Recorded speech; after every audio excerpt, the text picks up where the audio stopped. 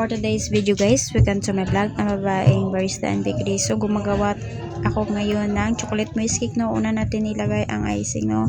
Lagyan natin ng sa kilid niya ng icing kasi yung chocolate na ating tinunaw baka matagos yan sa kilid. So kailangan nakalagay talaga sa kilid yung icing, no. Dapat lagyan natin ng marami ng icing. Then after na yan, malagyan ko lahat.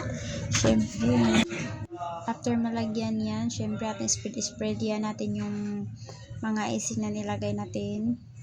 Then after ma-spread, at saka yung susunod naman natin gawin is yung chocolate bar at saka yung all-pulse cream na ating minaykuro. Syempre ating kukutawin, no. After makutaw natin yun, dapat nakamix lahat, baka kasi ano ba yun, hindi makutaw yung kining chocolate, baka malana or buo pa yung chocolate. Then after makutaw yan natin yung chocolate, syempre ato yung ihuwad diya guys, no. Panuway may mga Tagalog ka na guys, so nahirapan talaga ako sa Tagalog guys. Sige, bala lang, basta matagalog ako.